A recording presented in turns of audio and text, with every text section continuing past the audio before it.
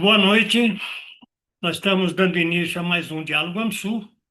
Os Diálogos AMSUR, todas as segundas-feiras, é desenvolvido pelo Instituto Sul-Americano para a Cooperação e a Gestão Estratégica de Políticas Públicas e sempre tem a, a contribuição, a parceria do Fórum 21 e também do portal Rede Estação Democracia, do Rio Grande do Sul. Nós hoje vamos abordar um pouco é, a conjuntura, as mudanças de conjuntura atuais, né, que estão ocorrendo no Brasil. Nós temos esse período mais recente, de 3 semanas para cá, 4 semanas para cá, um conjunto de questões nos atropelando de maneira importantíssima. Nós temos iniciando amanhã o julgamento da cúpula da tentativa de golpe no 8 de janeiro, é, inclusive do ex-presidente Bolsonaro. Nós temos a questão da incidência das retaliações que estão sendo feitas sobre o Brasil por parte do governo americano, do governo Trump, com imposição de um conjunto enorme de tarifas, das tarifas mais altas que estão sendo colocadas em nível mundial, ao lado apenas da Índia, com reflexos importantíssimos. Nós temos um processo de discussão que vem se acentuando de maneira importante no período mais recente, de tentativa de unificação de um campo da direita para a extrema-direita, que motivaram inclusive reuniões recentes de um conjunto de governadores tentando articular uma candidatura única, ou pelo menos um campo político. E, ao mesmo tempo que todas essas coisas ocorrem, nós temos um efeito colateral dessas mesmas coisas numa melhora da imagem do governo atual, do próprio presidente da República, e isto está mostrando que a gente está atravessando um processo de mudança importante, de mudanças centrais de conjuntura política e geopolítica que nos afetam de maneira importante.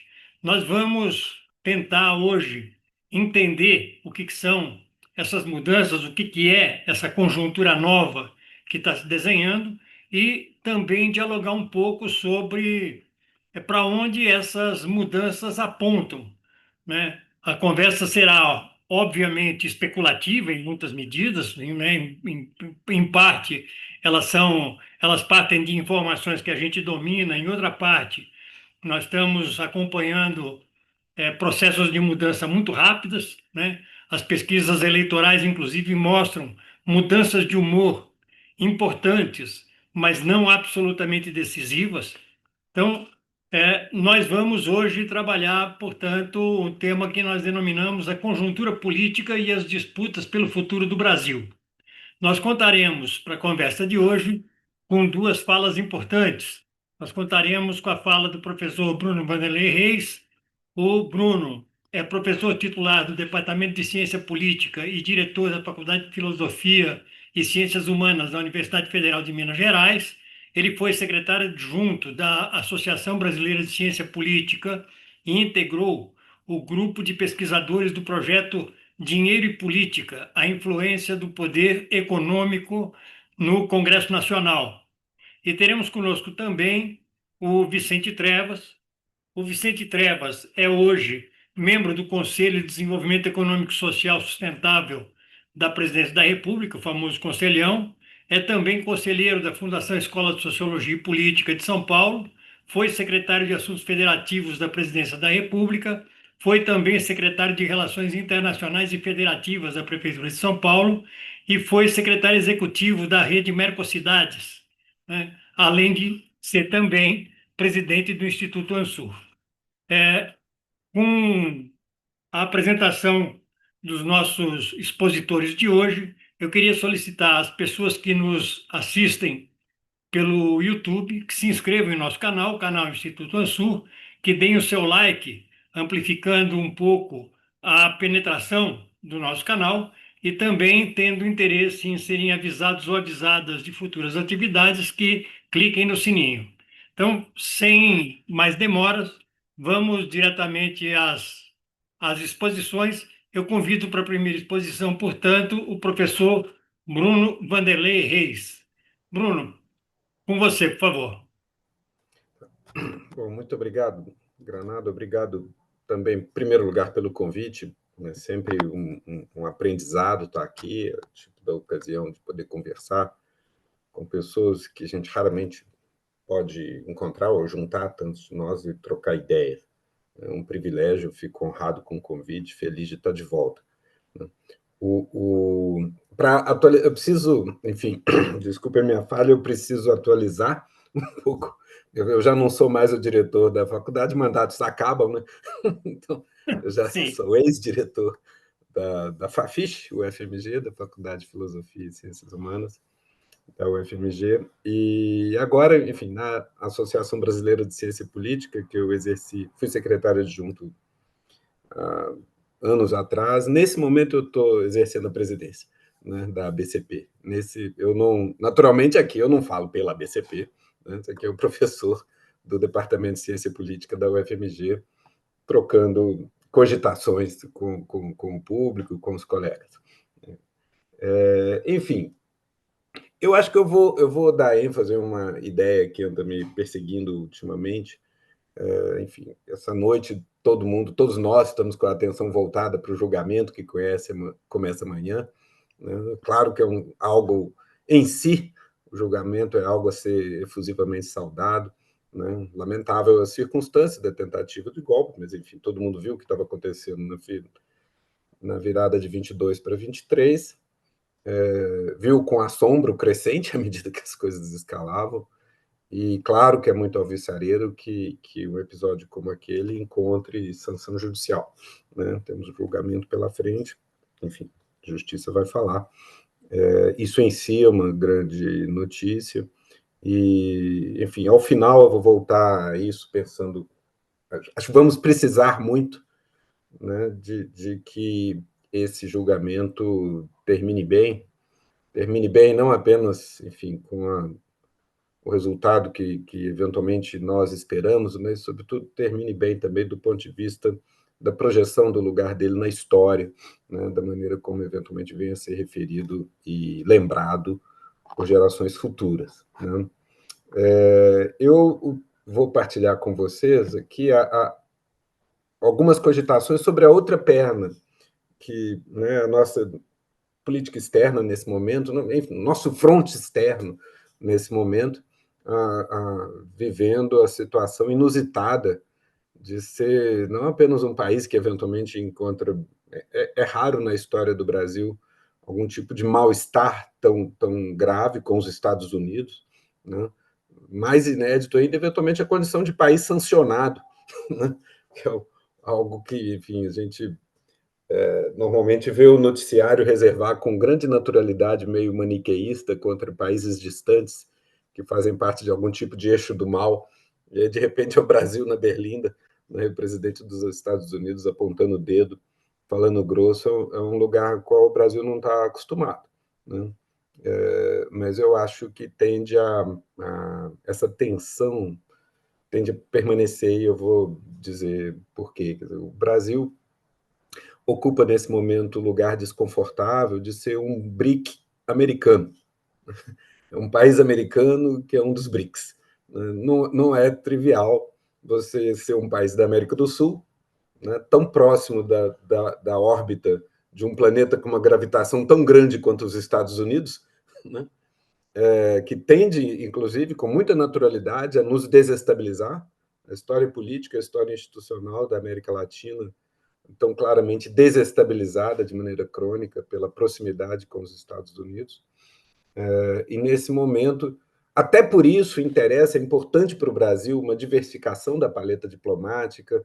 Daí o Itamaraty, há muitas décadas, sempre, desde a fundação, da criação da ONU, sempre muito alinhado com o multilateralismo, que ele precisa dessa tração, digamos assim. E, portanto, figurar entre os BRICS é muito bem-vindo, é uma instância de articulação e coordenação adicional que aumenta a gravitação diplomática própria do Brasil. Mas na medida em que aumenta a certa, para usar a metáfora, né, gravitacional, a gravitação diplomática do Brasil, sendo um país que usualmente é percebido, embora cultivando multilateralismo e não alinhamento, é da América do Sul, é um país americano, é um país geopoliticamente tão próximo dos Estados Unidos, e por que não dizer culturalmente tão próximo, etc., do ponto de vista do soft power americano, é muito importante aqui. A proximidade da cooperação militar com o Exército é enorme. Então, enquanto o BRICS foi um clube mais ou menos frouxo, os Estados Unidos se permitiram ignorar. À medida que os BRICS incorporam, aumentam a coordenação interna, a China se projeta, etc., essa condição vai ficando mais desconfortável, a tensão aumenta, e eu acho que ela tende a crescer porque algo que eu tenho insistido muito ultimamente, porque por causa da enorme disfuncionalidade do sistema político americano nesse momento, né? Assim, ok, a gente pode ter uma clara deriva autoritária nesse momento que o Trump está puxando, mas eu quero sublinhar o quanto tem sido disfuncional o funcionamento da democracia americana, do sistema político americano, há pelo menos 30 anos, né?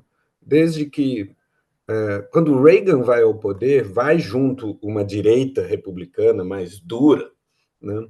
Que hoje pode parecer suave perto do Trump, né? Mas ali é uma espécie de abre-se a porta do horror, né? Tem uma inflexão mais intolerante, mais dogmática, mais à direita, né, com Reagan, tanto que dali em diante os governos democratas que existiram, né, tanto Clinton quanto Obama quanto Biden, governam muito na defensiva, com muito pouco espaço no Congresso. O jogo se polariza e os governos, a oposição republicana claramente sabota o governo de plantão. Não tem muito acerto. Desde o período do Clinton, que você começa a acontecer fechamentos do governo, dificuldades de aprovar orçamento, pequenas coisas, nada anda, veto, veto, veto. Né? E um sistema que vai travando. Né? E eu acho que isso é parte importante, não apenas da explicação, não apenas da ascensão do Trump, e porque na medida que o governo não entrega mais nada, as pessoas começam a cortejar o extravagante, né? Mas é também parte da explicação da relativa, na minha cabeça, falta de dinamismo, a dificuldade dos Estados Unidos crescente de competirem com a China, né? Que, autoritário ou não, mostra uma capacidade de processar a informação, planejar, se organizar e decidir de maneira estratégica que os americanos parecem ter cada vez menos, né? Operando de maneira errática. A economia, em ciclos muito agudos de crescimento e estagnação, né, e recessões e tal, stop and go, como eles mesmos falam, e na política difícil de enxergar com clareza estratégias de longo prazo institucionalmente construtivas do ponto de vista dos Estados Unidos. Um jogo muito brutal, muito destrutivo, né, desestabilizador, que tem custos, né, para os interesses americanos. A expansão da OTAN mesmo, né, a invasão do Iraque, são coisas que fazem pouco sentido do ponto de vista do interesse estratégico dos Estados Unidos como país. Elas fazem sentido do ponto de vista dos interesses pessoais de pessoas próximas do aparato de decisão que vão... Dick Cheney vai ganhar dinheiro no Iraque, né? Todo o complexo industrial militar vai ganhar dinheiro com a desestabilização da Ucrânia, mas são coisas que, de fato, se pensar em razão de Estado, não chegam a ser interessantes, porque produzem dificuldades de toda sorte. Nesse momento, Rússia e China estão próximos, Estados Unidos relativamente isolados. Quando pensamos em Kissinger e Nixon, estavam trabalhando arduamente 50 anos atrás para trazer a China para a órbita americana e isolar a União Soviética. Nesse momento, tudo parece andar à revelia dos Estados Unidos, que falam cada vez mais grosso, jogam cada vez mais bruto, numa espécie de esperneio de quem, de fato, está perdendo tração.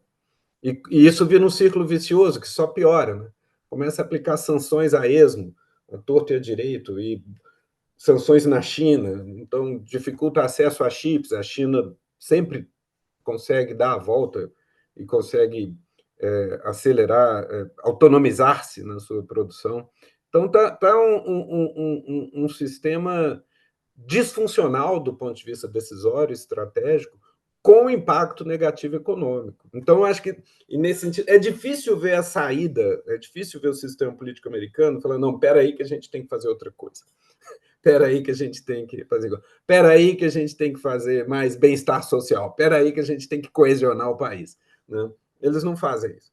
Né? Então, o que eu tenho, o que eu consigo descortinar é a China exercendo musculatura e ampliando sua influência.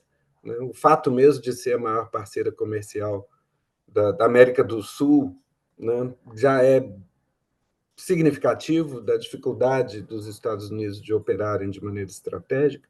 Né? Eles nunca houve uma Belt and Road americana, nunca houve um esforço de inversão infraestrutural.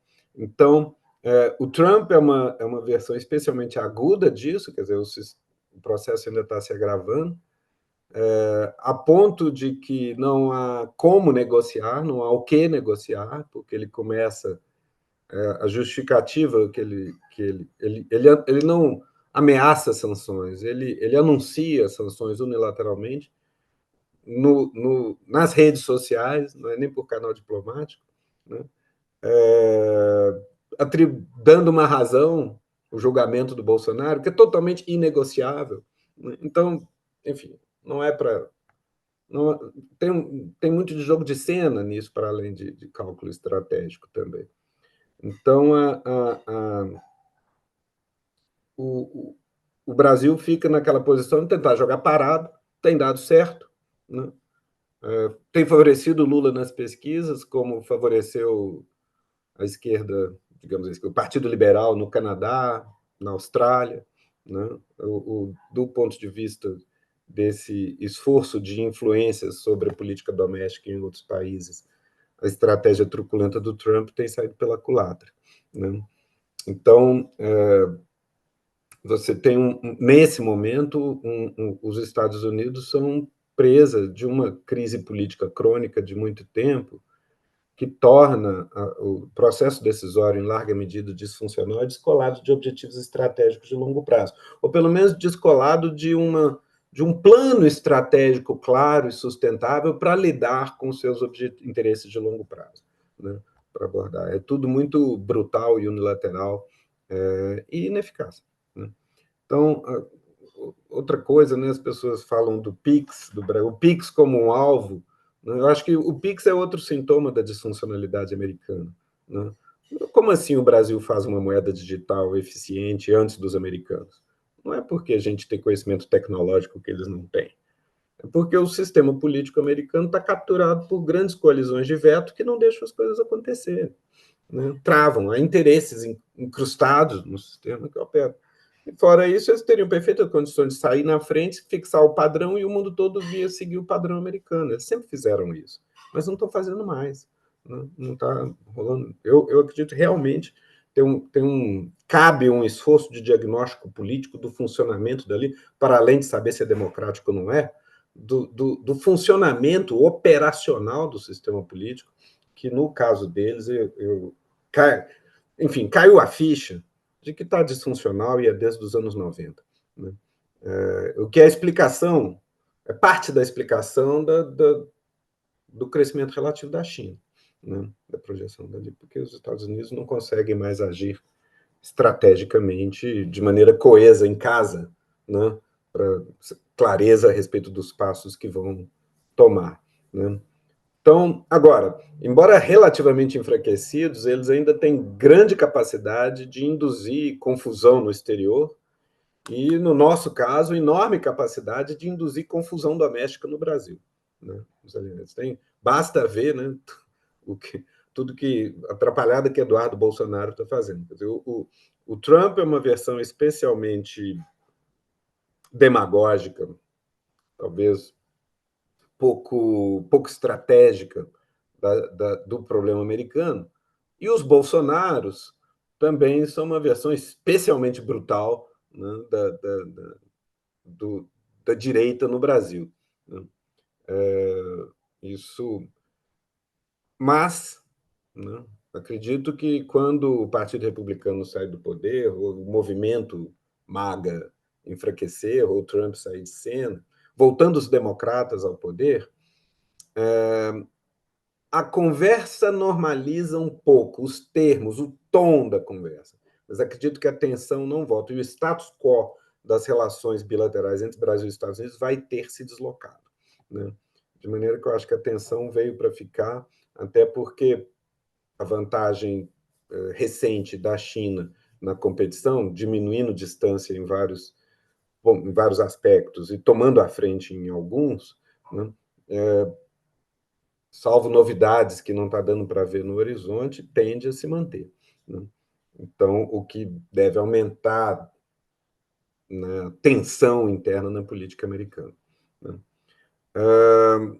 Claro que num contexto, num cenário como esse, é péssimo ver a notícia de que tem navio americano no Caribe, na costa da Venezuela, a gente começa a fantasiar terrores. Acho que nos protege, né, de um modo geral, a América do Sul, a gente sempre fala, tem pouca guerra, né, tem mais de 150 anos que não tem uma guerra de grandes proporções na América do Sul, tem a ver também com o relativo isolamento do continente. Né? Eu tive a ocasião de, pela primeira vez, ir à Ásia, né?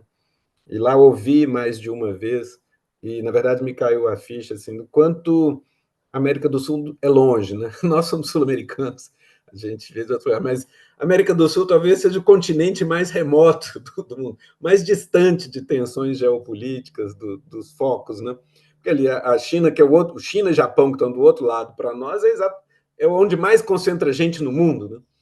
E a América do Sul, ali tem o Pacífico de um lado, o Atlântico Sul do outro, né? Os Estados Unidos logo acima, um continente consideravelmente isolado em termos geopolíticos, tende a passar ao largo dos conflitos. O Brasil, mais ainda, e a condição relativamente periférica do Brasil aumenta mais ainda à medida que a dinâmica central da economia mundial desloca do Atlântico para o Pacífico. Nós somos um país atlântico, né? E, nesse momento, a dinâmica está indo para o Pacífico de maneira aparentemente irreversível, né? No horizonte visível. Então, esse isolamento mais ou menos nos protege em termos geopolíticos, é difícil ver, não vejo no horizonte visível escaramuças militares agudas, assim, mas também nos limita, né?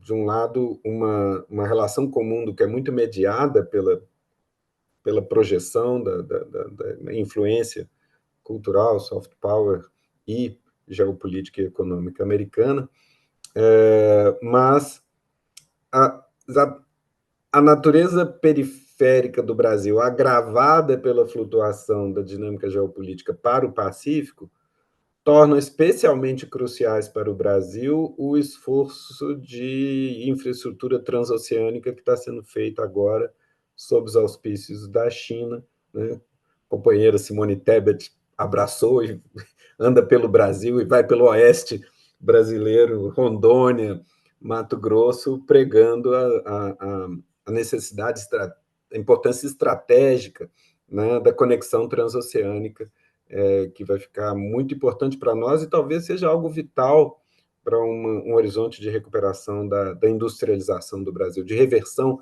da nossa desindustrialização precoce. Né? Tem milhões de problemas associados com isso, ambientais inclusive, mas o Brasil não tem muita escolha quanto à necessidade de tentar fazer isso bem feito, mas fazer. O que vai ser mais um foco de tensão, que é algo que simplesmente é uma volta a mais no parafuso da tensão com os Estados Unidos. Né? Então, acho que isso tende a aumentar, é mais ou menos estrutural, esse é o meu ponto. Vamos precisar de coesão interna, ou os americanos vão conseguir fazer uma confusão danada na política doméstica brasileira. Né? Você vê rapidamente como uma Rede Globo pisa em ovos quando o governo americano está do outro lado. E tal. E nesse primeiro momento, o Trump foi muito brutal, de maneira que ninguém confrontou o governo.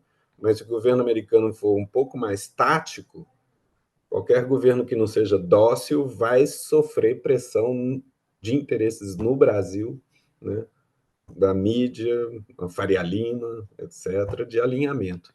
Né? Veja o que aconteceu em torno da coisa Magnitsky lá. Né? O Flávio Dino falou o óbvio, que decisões tomadas fora do território nacional não obrigam, não tem valor coercitivo dentro do território, e isso foi um terremoto na Faria Lima. Né? Então, a capacidade dos americanos de fazer um estrago não é pequena. A gente vai precisar de muita coesão interna, e aqui eu fecho lembrando esse julgamento amanhã. O day after desse julgamento vai ser muito importante. Né?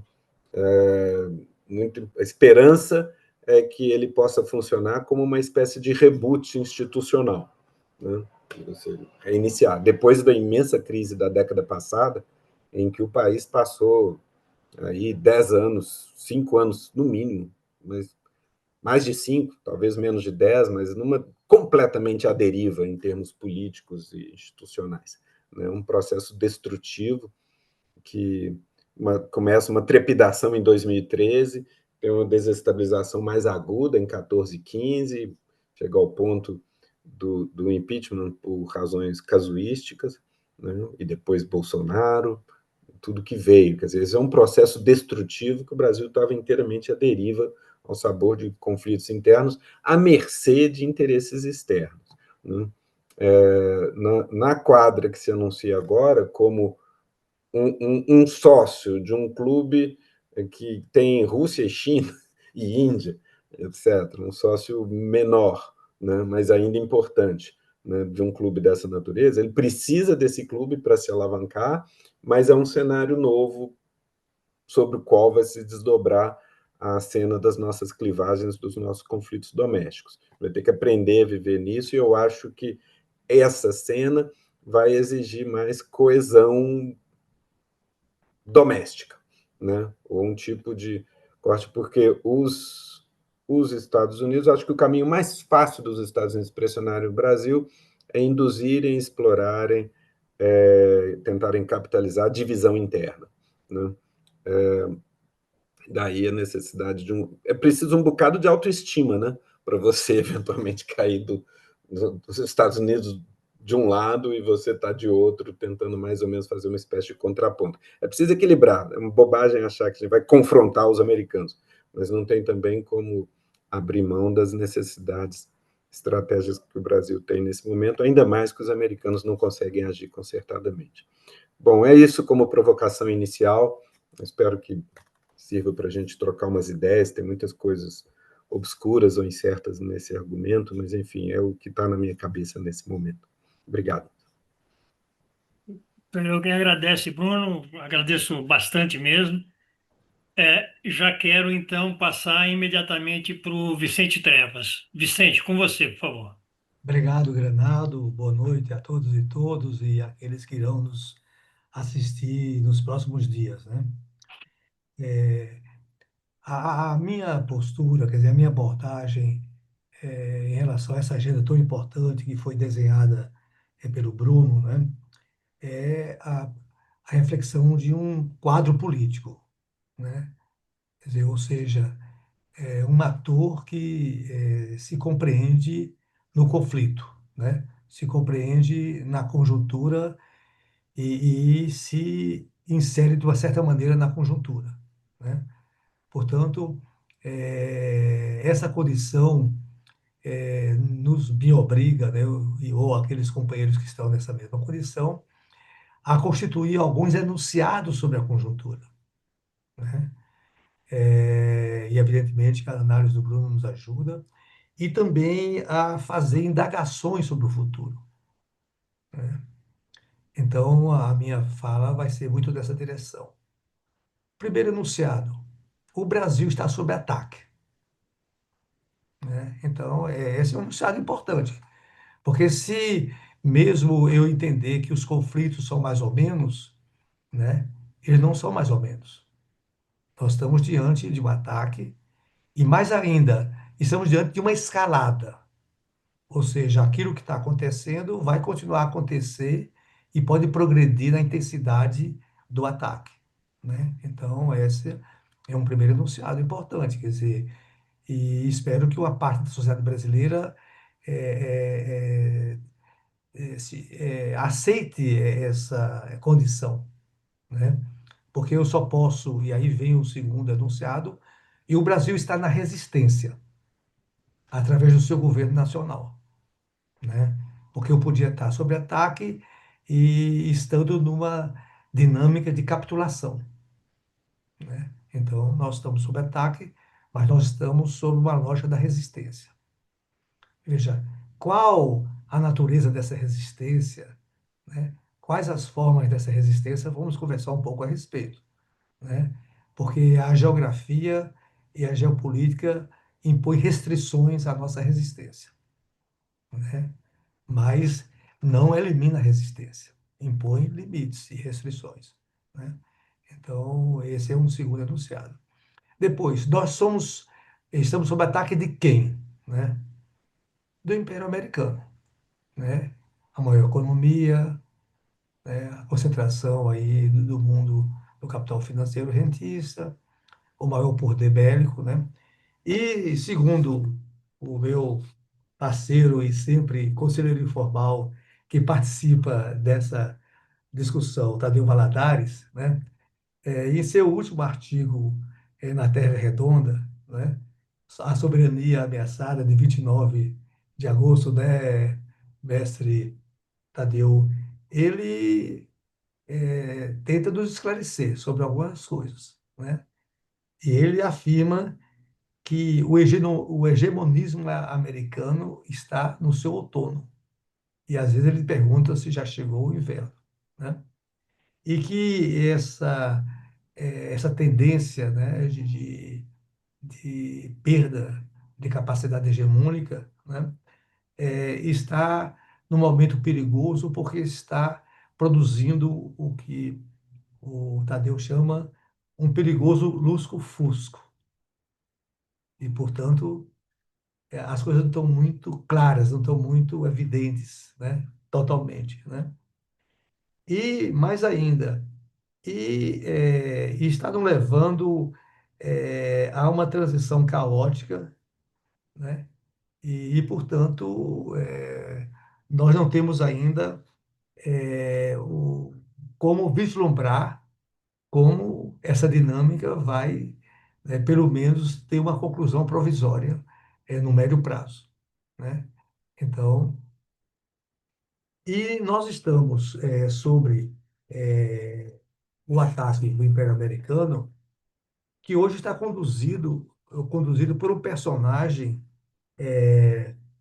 muitos acham erráticos, outros acham que faz parte de uma estratégia, mas, de toda maneira, ele tenta, de uma forma, eu diria, perigosa para ele e para o Império, né? Tentar mostrar, verbalizar mais do que eles são, né? E aqui eu queria ler, você entende? Aquela mensagem que ele mandou na semana passada. Entende? Eu vou ler aqui, porque eu acho importantíssimo, né? Ele falou o seguinte: olha, né, o tamanho do personagem.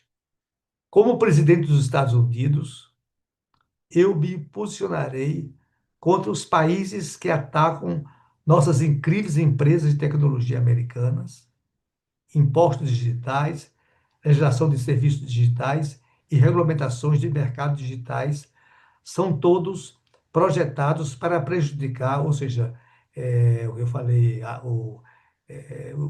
restrições, né, são todas projetadas para prejudicar ou discriminar a tecnologia americana. Eles, no caso nós, também escandalosamente dão passe livre às maiores empresas de tecnologia da China. Isso deve acabar e acabar agora. Com esta verdade, notifico Notifico, olha os termos assim. Todos os países com impostos, legislação, regras ou regulamentações digitais de que, a menos que essas ações discriminatórias sejam removidas, eu, como presidente dos Estados Unidos, imporei tarifas adicionais substanciais às exportações daqueles países para os Estados Unidos e instituirei restrições à exportação de nossa tecnologia e chips altamente protegidos. Os Estados Unidos e as empresas de tecnologia americanas não são mais o cofrinho, entre aspas, nem o capacho, entre aspas, do mundo.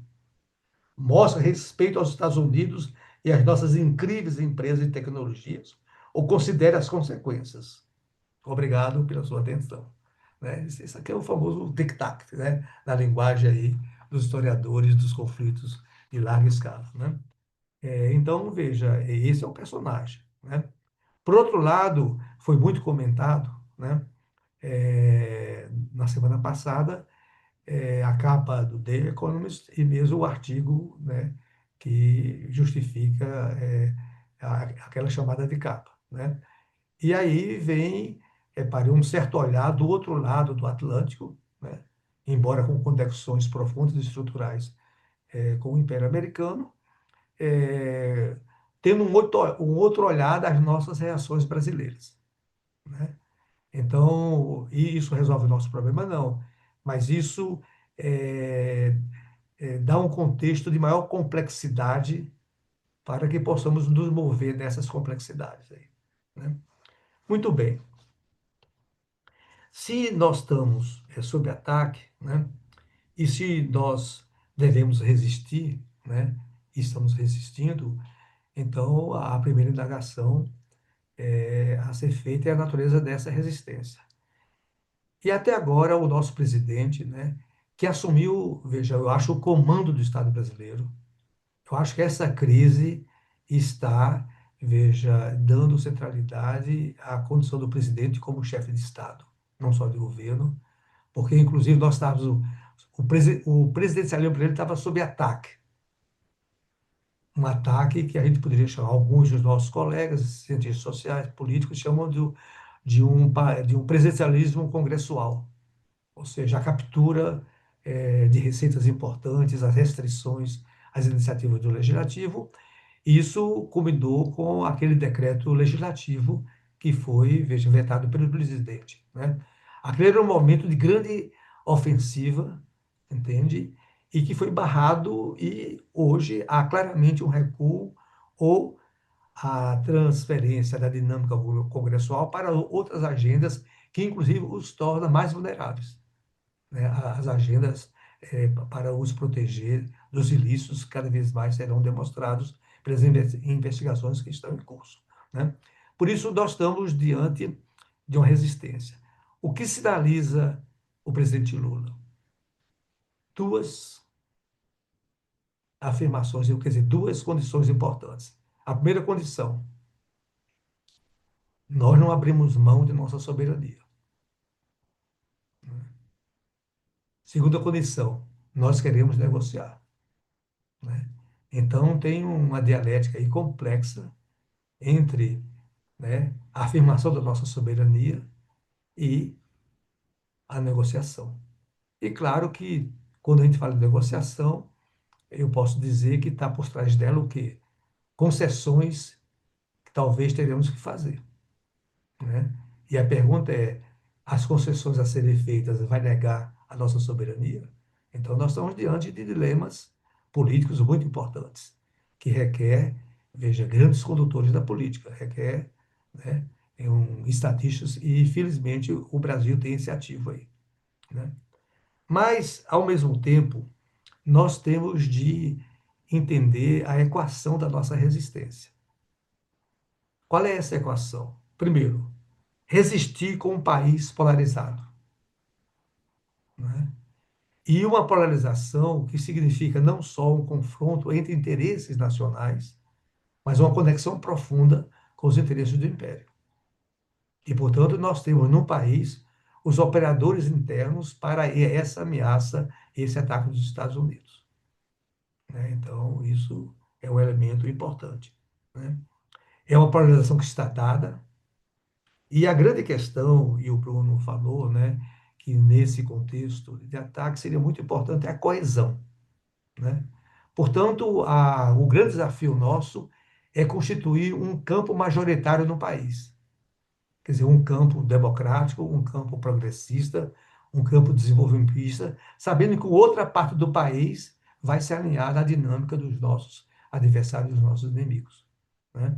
Portanto, aí nós estamos diante de uma grande complexidade política, né, que vai requerer, inclusive, que os atores políticos, sejam partidos políticos, movimentos sociais e tudo, revisitem as suas capacidades de intervenção e de mobilização.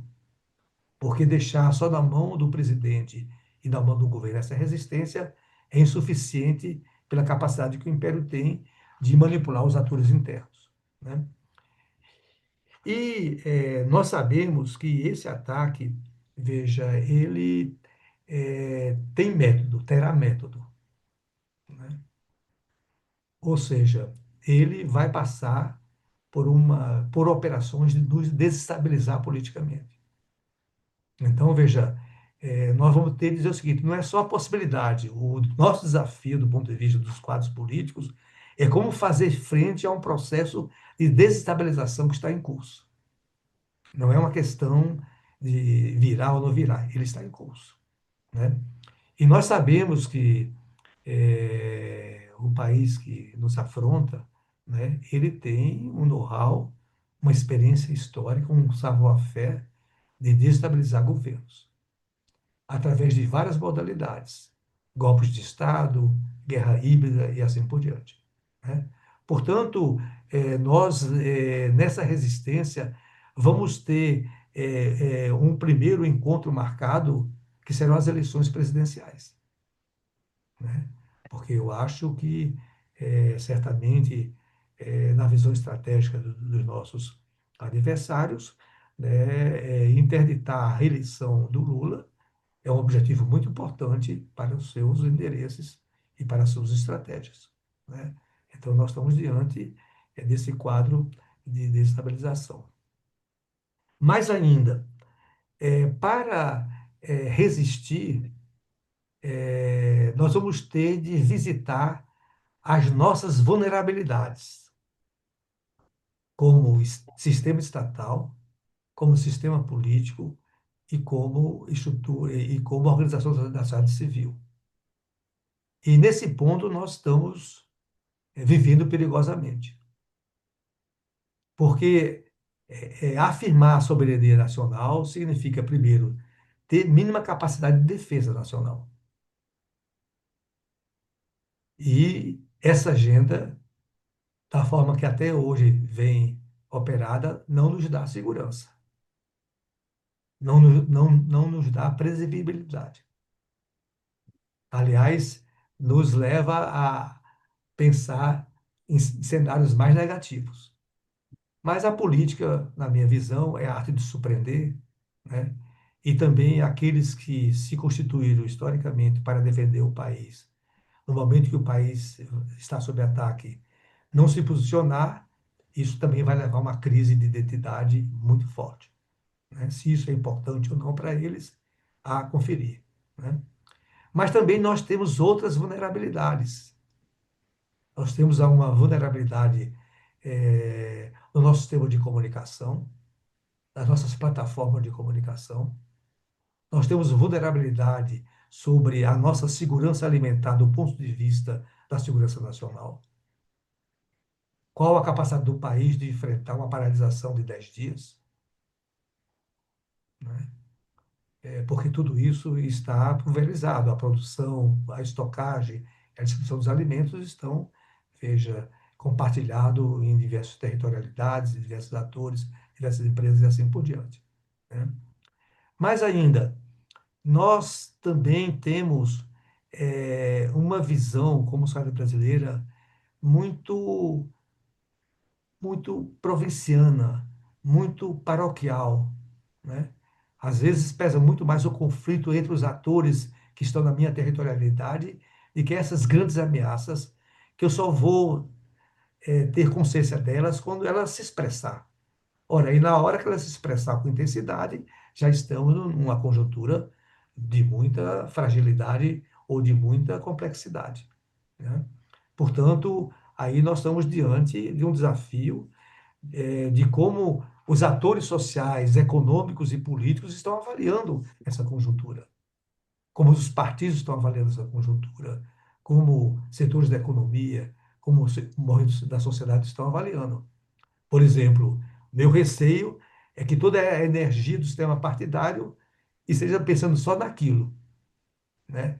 E principalmente as eleições parlamentares, né? E, portanto, não estariam dando a devida atenção a esse movimento que está em processo, né? Então, nós temos de discutir muito as nossas vulnerabilidades, né? Mas, por outro lado, o Brasil está em movimento. Isso que eu acho que é uma coisa importante. Reparei, há iniciativas importantes no país. Iniciativas que se expressam através de políticas públicas que foram retomadas, iniciativas que se expressam através de novas políticas públicas, e aqui o caso da neoindustrialização, aqui o caso da busca de mercados alternativos, né? Na busca, inclusive, de compartilhar investimentos estratégicos. E, nesse momento, é importante que a gente também tenha uma reflexão sobre um ator muito importante que já está aqui, a China, né? São os maiores investidores, é o maior destino da nossa comercialização, e estão investindo não só nos seus interesses próprios, mas também em movimentos que têm sentido estratégico para a região, né? E o Bruno comentou, né, que a nossa ministra do Planejamento está engajada, né, na integração ferroviária, nas rotas para o Pacífico, né? Isso envolve, inclusive, interesses de setores do agronegócio. Isso também, que era uma base social do bolsonarismo e tudo, mas agora estão em contradição. Eu só quero chamar a atenção de que nós estamos vivendo muita complexidade e muitas nuances, né? E dizia o grande mestre da política, o tal de Vladimir Ilyich, né, que, né, é nas nuances que a gente tem chances, né, de projetar iniciativas, de fazer movimentos que nos acumulem e nos fortaleçam, né? Então, eu quero dizer que nós estamos diante de um futuro cuja marca principal são as incertezas, né? Mas, veja, conviver com as incertezas nos obriga a definir apostas, né? Ou seja, é na tempestade que eu preciso ter rumo, né? É no furacão que eu preciso ter capacidade de discernimento e de conduzir, né, o barco, né? Eu diria que o Brasil, usando a metáfora do barco, ele tem um grande timoneiro. A minha preocupação é com a tripulação, com a condição de manutenção dos barcos, com as reservas de alimentos, de água, né? Enfim, com a capacidade de navegar, porque quem navega é o navio, quem conduz é o timoneiro, né? Mas nós estamos diante dessa complexidade, né? Então, veja,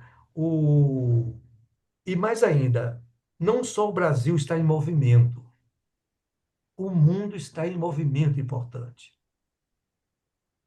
Qual é o noticiário importante dessa semana? É o que está se passando na China. Desde anteontem eu estou acompanhando a chegada de chefe de Estado para um evento importante. E dentre esses convidados, quem está? A Índia. Lembrando do conflito, ainda sendo recebida de forma calorosa pelo presidente chinês, Xi Jinping. Lembrando que essa relação ela se, ela se relançou um ano atrás na cúpula do BRICS em Kazan, que deu um salto importante na relação entre duas potências vizinhas e com contenciosos, né? Então, veja, veja, a Índia como o Brasil são os mais, hoje, tarifados, né? E os argumentos são inaceitáveis para a Índia. Um dos argumentos é que a Índia está comprando dos russos, refinando, ganhando dinheiro, comprando do russo, refinando e ganhando dinheiro. Isso foi verbalizado pelo subsecretário de Comércio dos Estados Unidos, né? Então, nós estamos diante de um jogo de muitas complexidades, de muitas temporalidades, e aí, veja, a virtude do nosso condottiere para saber lidar com isso, né? Para transformar a fortuna na bona fortuna, né? E transformar para os outros adversários em mala fortuna, né? Então, com essas considerações, eu quero dizer o seguinte, que é o momento que nós temos de formar nossas convicções sobre o embate que está em curso, né? É evidente que isso é um processo complexo, é um processo necessário e certamente vai acontecer em diferentes escalas, em diferentes temporalidades, e aqui nós queremos trazer essa nossa contribuição, né, para criar um grande consenso sem o qual nós não iremos consolidar um campo democrático, progressista e principalmente civilizatório, porque aqui concluo com essas observações. Porque o que está em jogo hoje, 2025, não é só a transição de uma grande hegemonia para uma transição hegemônica, mas é também, veja, uma conjuntura de desafios que envolve toda a humanidade. Repare, nós não podemos desprezar, né, a progressão das mudanças climáticas, do aquecimento global. Isso vai incidir na vida de milhões e milhões de brasileiros, de milhões e milhões da população mundial, né? Nós estamos cada vez mais já vivenciando a relação entre crise alimentar e mudanças climáticas. Para pegar um exemplo que nos atinge mais como uma certa renda, né, o aumento assim, astronômico 2 anos atrás do óleo de oliva, né? Muitas justificativas.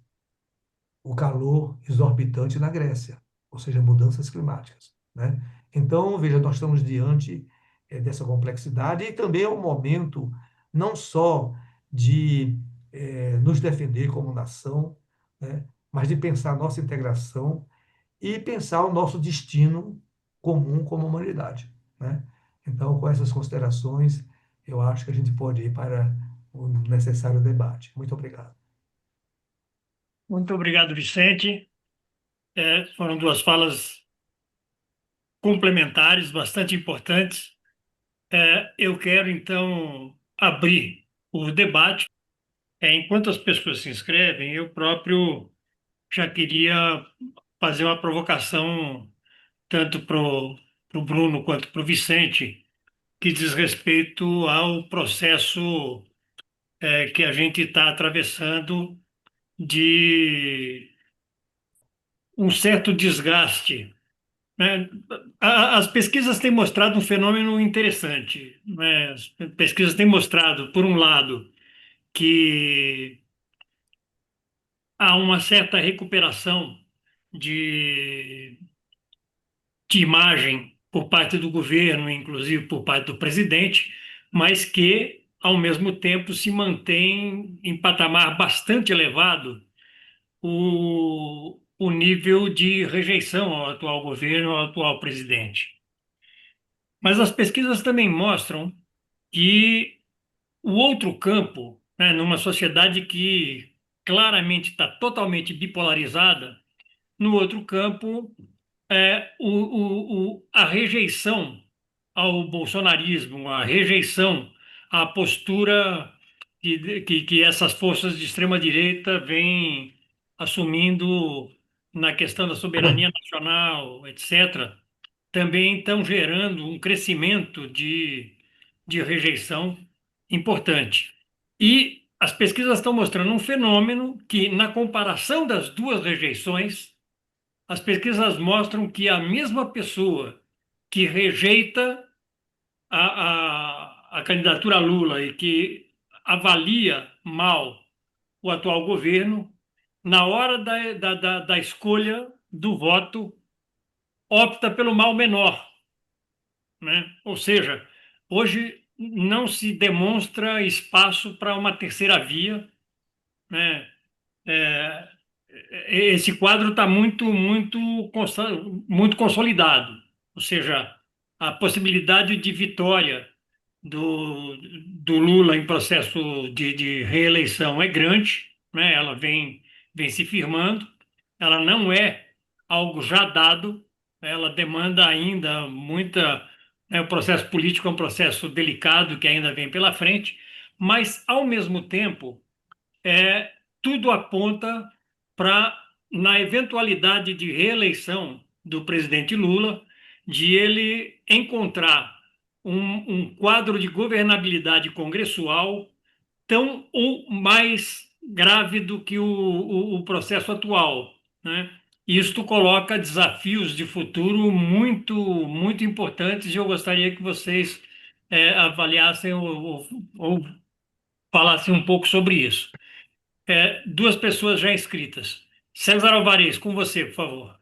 Boa noite a todos, professor Bruno, querido companheiro Vicente.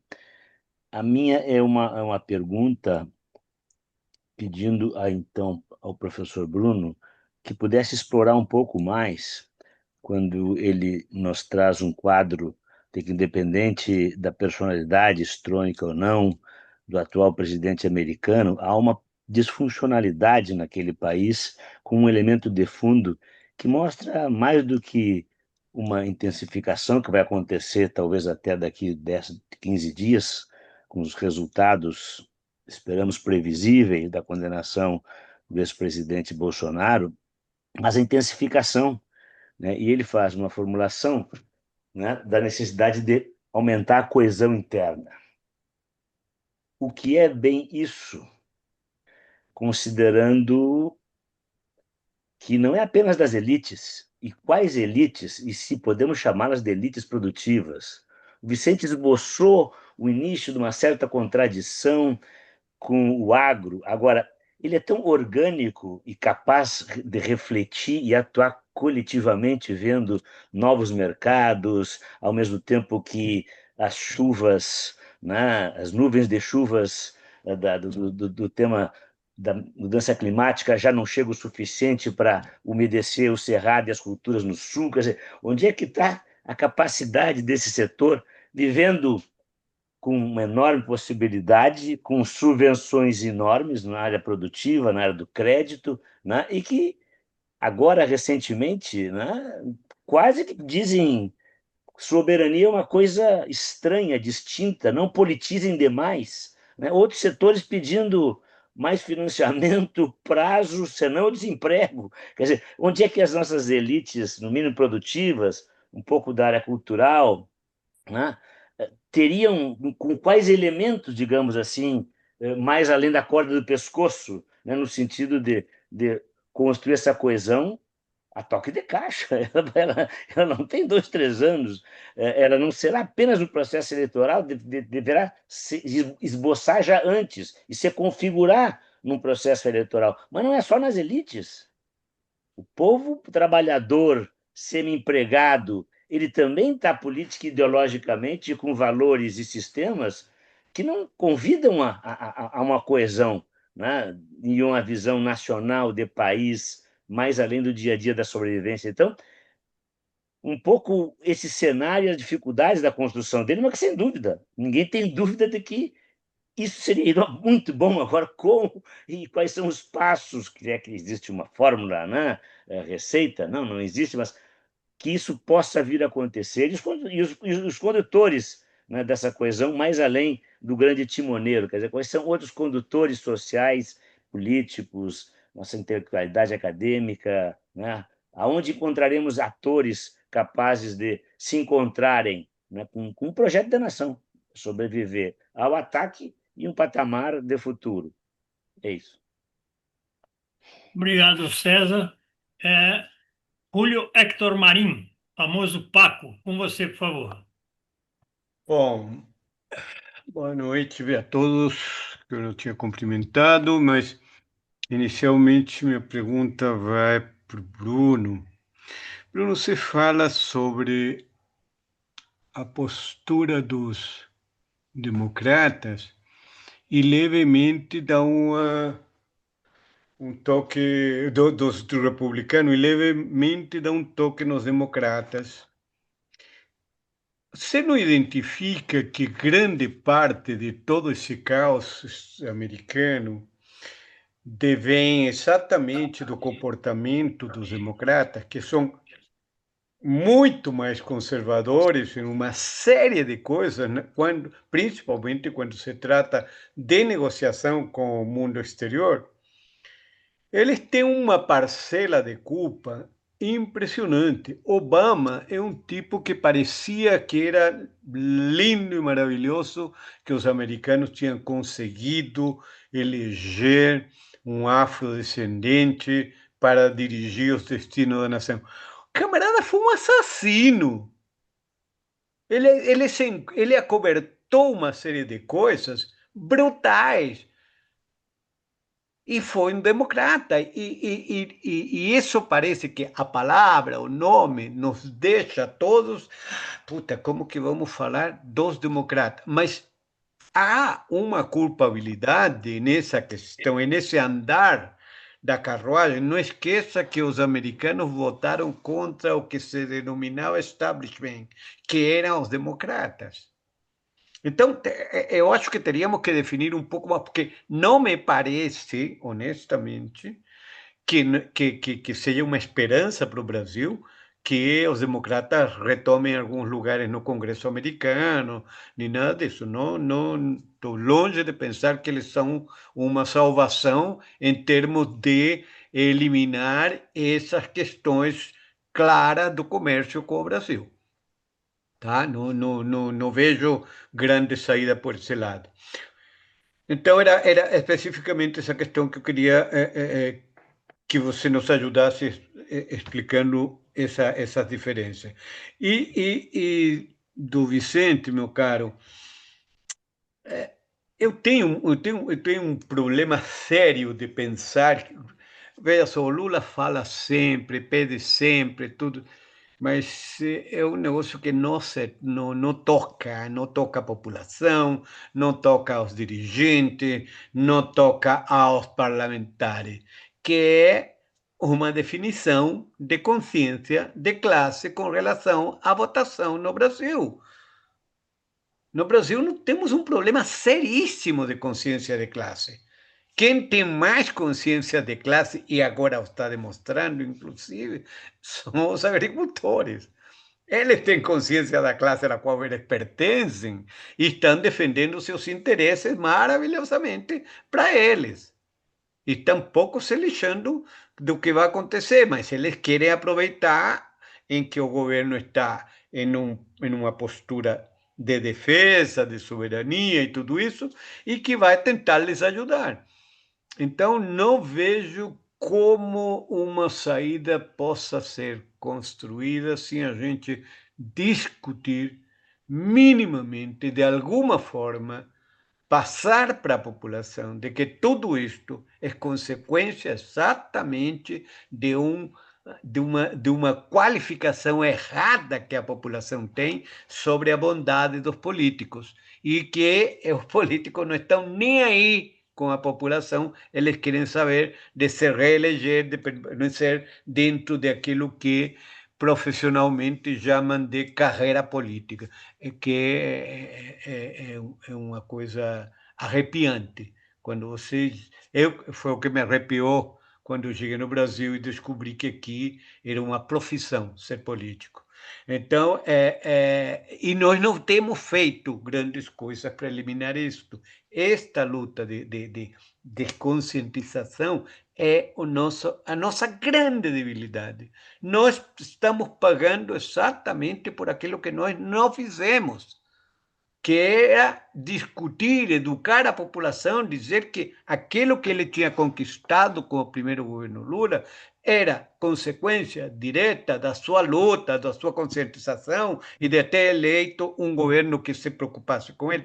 Nós não fizemos nada e continuamos sem fazer. Então, é muito preocupante esta questão partidária, porque não é o PT somente, é a esquerda. A esquerda, no geral, perdeu o rumo com relação a como falar com a população. E nós permitimos, abrimos mão de tudo e permitimos, e deixamos correr frouxo, e a direita andou nesse navio a bel prazer, tá? Sem dúvida nenhuma que eles conquistaram tudo aquilo que eles queriam conquistar, que era um espaço político, que era destruir-nos com os nossos próprios meios. Então é isso. Eram essas duas questões que eu queria falar. Muito obrigado e espero as respostas com prazer. Obrigado. Obrigado, Paco. Tadeu Valadares. E o que eu vou falar é uma coisa assim, até talvez meio chatinha, que não é muito meu estilo, mas eu vou trabalhar com os dados, né? Nós temos o problema do tarifaço, né? Então, eu até escrevi um texto que talvez saia uma dessas coisas mínimas que circulam por aí, em que eu ia mais um pouquinho mais fundo no tarifaço, da maneira como eu via, e eu não sou um economista, não entendo de tarifa, não, é uma coisa meio amadorística. Mas a primeira coisa que eu acho que a gente, né, o primeiro momento é como se a reação da gente, em geral, dos brasileiros, é como se o tarifaço tivesse sido uma coisa feita pelos americanos, pelo Império, contra nós. Então eu fiz uma pesquisazinha e montei um esqueminha de uma escada. E o tarifaço, a gente pode vê-lo como uma escada que tem 12 degraus. O degrau básico é o degrau da tarifa de 10%, né? E que ela é aplicada a 98 países. O segundo degrau é de 15%. Essa tarifa é aplicada a 62 países. 19% a 5 países: Camboja, Indonésia, Malásia, Paquistão e Filipinas. 20% a 2 países: Bangladesh e Sri Lanka. 25% a 4 países: Brunei, Cazaquistão, Moldova e Tunísia. 30%, 3 países: Argélia, Líbia e África do Sul. 35%, um só país ganhou este castigo, né? Sérvia. 40%, 2 países: Laos e Mianmar. 41%, só um: Síria. E aí nós que ganhamos o grande prêmio, nós os indianos, 50%. Agora, essa história, né, só para a gente ter uma noção, mas eu até escrevi, vou até aqui aproveitar e vou ler aqui um pedacinho desse texto que eventualmente será circulado. E eu dizia, depois de eu apresentar essa coisa, eu dizia, olha, a coisa é geral. Então, vamos interpretar essa coisa geral. Aí eu dizia o seguinte: lida superficialmente, essa escada de 12 degraus proclama que Trump, o trumpismo e o governo americano se puseram em conflito comercial com o mundo. Aí eu digo, olha, essa coisa desse conflito comercial com o mundo é inédito. É uma coisa que nunca houve antes na história do capitalismo, tá? Da mesma forma como nunca houve antes na história do capitalismo uma ascensão do tipo chinês. Então, nós estamos aqui com duas coisas inéditas que aconteceram ao mesmo tempo, quase. Quer dizer, uma já vem de antes e essa agora estourou, né, neste ano, né? Então, eu dizia o seguinte: na verdade, esse conflito não se reduz, claro, nem à dimensão tarifária, nem é um conflito simplesmente comercial. E aí eu proponho essa ideia. Ele funciona como um elemento estratégico, relevante e até mesmo decisivo em termos geopolíticos para o futuro imediato da política internacional e de todos os países, esses todos, só seis ou oito que escaparam, que eu nem consegui saber os nomes, que deve ser umas ilhazinhas da Micronésia, não sei de onde, né? Que não entram, né?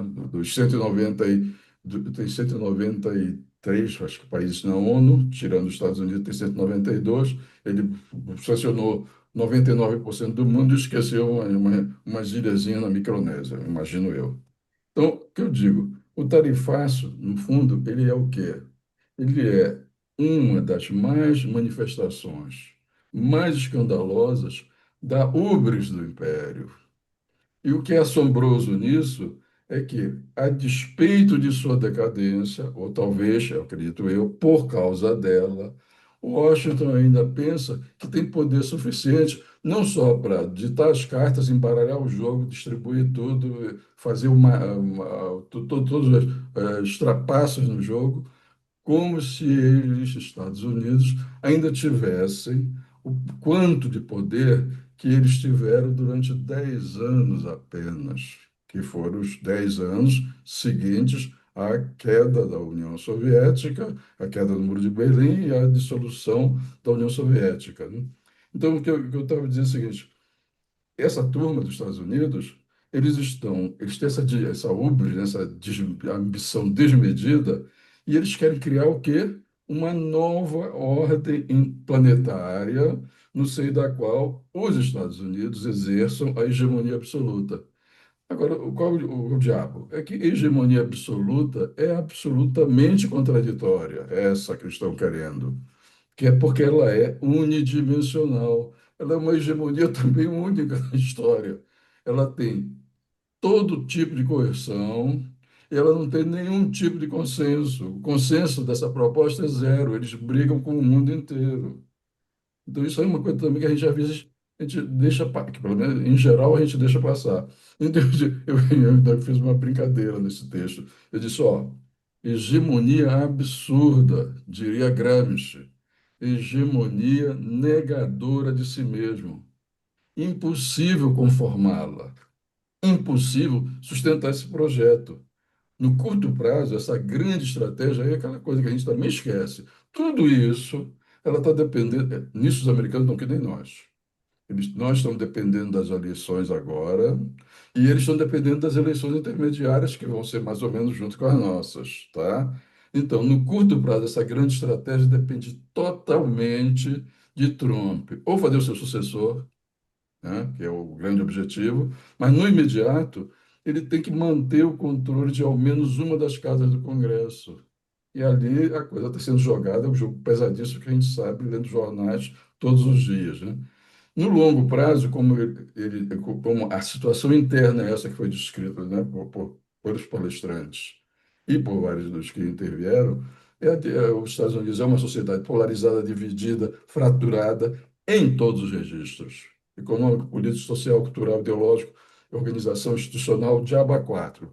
Pega qualquer registro, pega o leque completo, vocês veem que eles estão nessa situação terrível e a coisa está cada vez mais forte. Não está.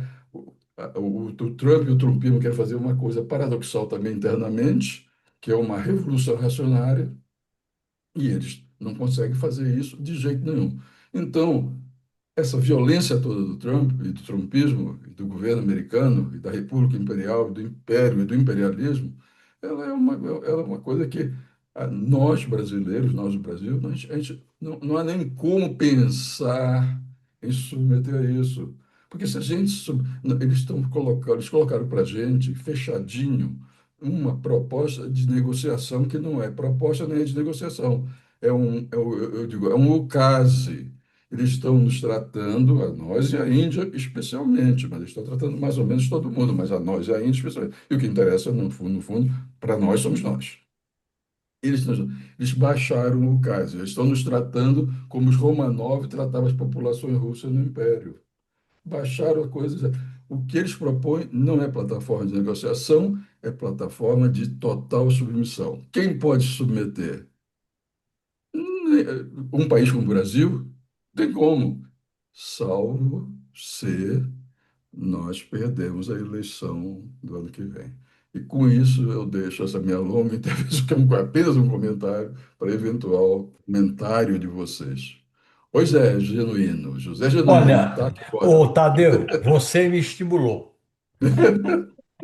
Eu acho que nós temos que estar preparados para um período longo, essa crise não vai ser resolvida a curto prazo. É uma crise longa, porque é a crise do imperialismo, a decadência do império e a ascensão de novos blocos regionais. Não é um fato qualquer essa reunião que está acontecendo em Xangai, China, Índia e Rússia, além dos outros que estão lá. A Organização da Cooperação de Xangai, não é por acaso. Então, você tem a decadência do império e o imperialismo está, e eu concordo contigo, Tadeu, está priorizando a dominação, a coação, a violência em vez da disputa de hegemonia, que em alguns momentos o imperialismo disputa a hegemonia, os valores, a influência, soft power. Agora não, agora é porrada. E eu acho que o ponto essencial dessa porrada é o poder na América Latina. É a soberania do poder americano na América Latina, considerando o potencial das riquezas da América do Sul. Por isso tem essas provocações em relação à Venezuela. Portanto, nós temos que estar preparados para uma crise de médio e longo prazo. Eu acho que o governo tem se posicionado corretamente, mas está faltando um plano de contingência mais consistente. Um plano de contingência que devia envolver mais o BNDES, está envolvendo bem o vice-presidente, Ministério da Indústria e Comércio, o Haddad, o Mauro Vieira, mas devia definir melhor um plano de contingência. Porque a própria definição da reciprocidade não é ponto por ponto, não é medida a medida. Nós temos que ver quais são os nossos interesses estratégicos e como ferir, como enfrentar os interesses estratégicos do império que está em decadência. Agora, um império em decadência causa muito estrago, né, Tadeu? Porque o império não morre de morte morrida, tem que ser enfrentado com morte matada. Nesse sentido, eu acho que o posicionamento do governo está indo bem, e eu acho que a disputa política de 2026 vai estar, essa questão vai estar, o papel do Brasil no mundo vai estar no centro, porque nós estamos diante de uma situação que é mais ou menos o seguinte: o Brasil tem grandes oportunidades, algumas tragédias e farsas. O Brasil coleciona isso. Surgem grandes oportunidades, a gente não potencializa, não resolve, e vem farsa, vem tragédia. Eu acho que a grande potência. Nós tivemos isso em vários momentos da história do Brasil: Vargas, Juscelino, Jango, transição, constituinte, etc, etc. Nesse sentido, eu acho que nós temos que definir melhor um plano de desenvolvimento industrial, um plano que incorporasse a defesa nacional. O que acontece, o que está acontecendo com as Forças Armadas é totalmente inadequado para enfrentar a crise do multilateralismo. Totalmente inadequado. Nós não estamos acumulando naquilo que seria elementos centrais para a gente ter algum tipo de voz, algum tipo de respeito. A própria integração latino-americana, nós devíamos dar uma ofensiva maior. Por exemplo, eu acho que nós devíamos dar a volta por cima nesse negócio da Venezuela. O governo devia restabelecer as relações com a Venezuela, como fez agora. Nós não recebemos o Noboa do Equador, cuja eleição foi contestada. Por que nós não podemos estabelecer relações políticas com o Maduro, expressar solidariedade às ameaças que a Venezuela está sofrendo e preparar as condições da Venezuela entrar nos BRICS? Eu acho que o Brasil, qual é o nosso dilema? Você esses dias, Tadeu, produzi um artigo que saiu no A Terra é Redonda, que eu gostei muito. E qual o problema nosso? O Brasil, para se viabilizar, ele não cabe dentro de uma política de dominação e subsídio. Ele não cabe. Mesmo que a direita e a extrema-direita ganhem a eleição em 2026, vai ser um enquadramento de crise. Porque ele não cabe. Os nossos interesses, o tamanho, as fronteiras, o peso da economia, o peso do território, não cabe. Então, nesse sentido, eu acho que nós temos que nos preparar para um processo longo de enfrentamento. E qual é a nossa grande oportunidade? Pela primeira vez, os 4 eixos de um projeto nacional se juntam. A crise juntou a questão da soberania nacional, a questão democrática e a questão social. Você vê que a gente discute, ora, a soberania nacional, enfrentando o tarifaço, ora, a questão democrática amanhã, que vai estar no centro do julgamento no STF, ora, você discute a jornada, contra a jornada 6x1, isenção do imposto de renda e taxação dos super ricos. Então, olha bem, três questões que às vezes andaram separadamente. Na crise do Vargas era a questão do Estado e a questão da Petrobras e o salário mínimo. Na questão do Goulart, eram as reformas sociais, as reformas de base. Na questão do golpe de 2016, era o Brasil se reintegrar na reestruturação capitalística como produto da crise de 2008. Por isso que era necessário o golpe, e golpear a legislação trabalhista, a previdência, mudar a parceria do pré-sal e vai por aí fora. Então, nós estamos diante de uma oportunidade histórica. Essa oportunidade histórica passa pelo papel do Lula, pela sua reeleição em 2026, e aí é que entra. Nós não podemos nos contentar numa eleição cujo corte principal seja apenas a frente ampla. Nós temos que ter um programa mais definido, diferente do de 2022. Nós temos que ter uma estruturação à esquerda mais claramente, para apoiar o Lula a partir de uma postura de esquerda, de uma postura de transformação, de uma postura de pressão. E nós temos que incorporar nesse processo a sociedade. Se nós da esquerda não incorporar o povo e a sociedade nessas preocupações, nessas mobilizações, a nossa força será enfraquecida. Para terminar, Granado, porque qual é o programa da direita liberal e da extrema-direita? Se eles se unificarem na disputa de 2026, particularmente no segundo turno. É completar as privatizações, Banco do Brasil, Caixa Econômica, Correios, Petrobras, etc.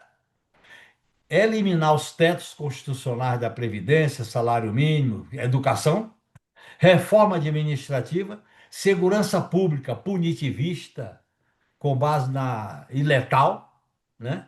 E você ter um poder parlamentar oligárquico, né? Porque é interessante observar uma coisa: eles estão tentando esvaziar o presidencialismo como chefe de Estado e chefe de governo, mas eles estão fortalecendo o presidencialismo na Câmara e no Senado. Quem organiza a pauta é o Alcolumbre, quem organiza a pauta é o Mota.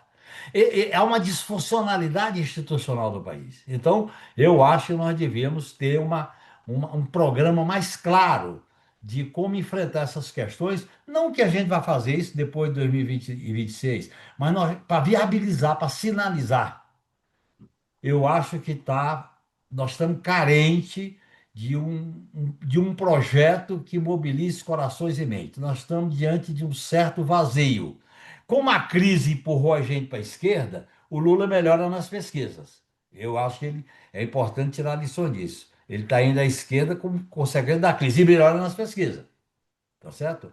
Então eu queria dar essa contribuição aí para a nossa discussão. Mas a questão internacional passa a ser determinante na elaboração de uma estratégia democrática, de luta pelos direitos e de melhoria da qualidade de vida do povo. Eu acho que é fundamental a gente compreender isso, fazer o link, fazer a politização dessa questão. Minha contribuição, que eu entrei atrasado, eu não acompanhei as intervenções do Vanderlei e do Vicente Trevas. Muito obrigado, desculpe. Muito obrigado, Genuíno. Bom, eu agora então devolvo para o Bruno Vanderlei Reis. Professor Bruno, com você, por favor.